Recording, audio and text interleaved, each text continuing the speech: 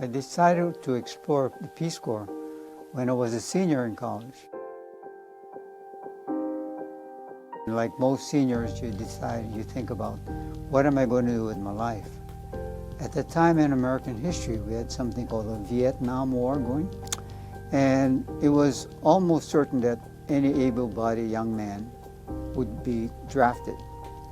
So I thought that if I were going to get hurt in any way, what a waste of my education to just go and get hurt and not be able to do anything. So I looked at the Peace Corps as at least a way to contribute something to the world.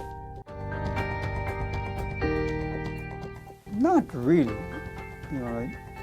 I'm not quite sure what you mean by political, but am I a strong Democrat or Republican or no? Do I follow politics, at least through the media? Yes, I do.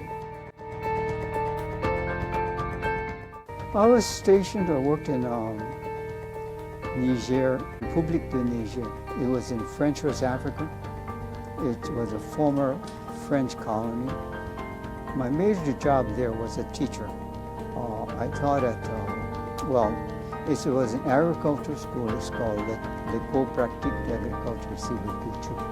And it has a fancy title, but what it really was it was sort of like a middle school. Education for most of the people there ended at 6th grade.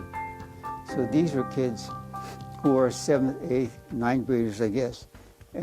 But they were some of the brighter kids in the country. And again, if you look at that country, it was a third world country, as the definition of a third world country was back in 1966.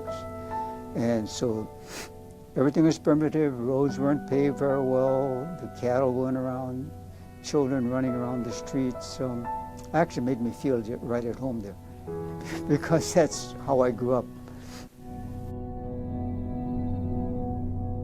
Yes and no. Because we were teachers, we had to work with fellow teachers to make sure everything was coordinated. We tried going to villages, but again, unless you spoke the dialect, it was pretty difficult.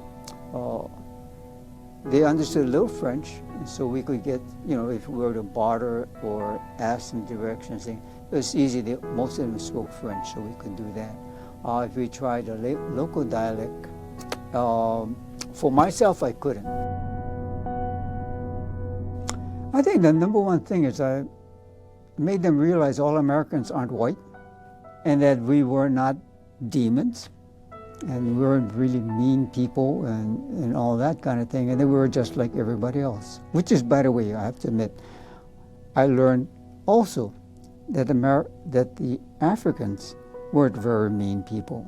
When 9/11 came around, I remember a lot of people were very anti-Muslim, and since I worked with many Muslims there, they're just like you and I. They were concerned about their family, they wanted the best for their children, and their community, and war was the last thing anybody wanted. That was universal, so I'm rather surprised that the United States tend to glamorize it.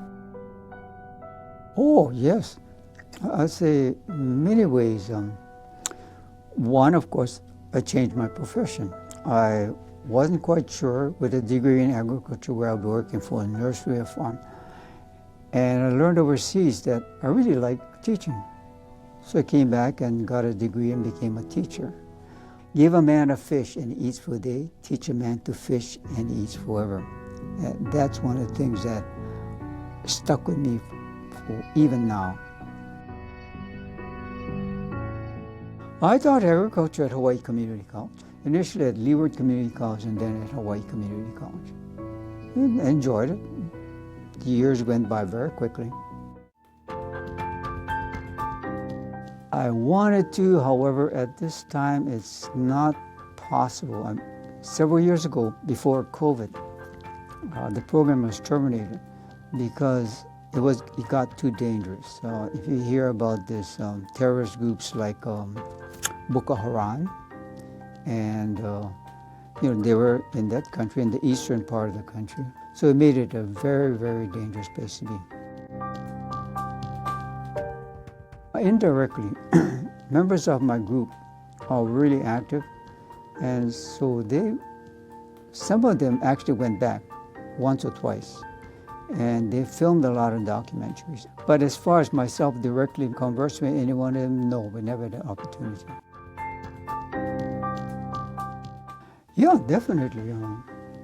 Several reasons. One, of course, they'll all grow up a lot. Senior, you'll say, oh, I'm going to graduate. What am I going to do with my degree? Some places they'll go back and they already have a job, but many kids don't have it. Can you do the job? Yeah. Are you qualified? Yeah. Is it hard? Darn tootin' it is. It's really hard.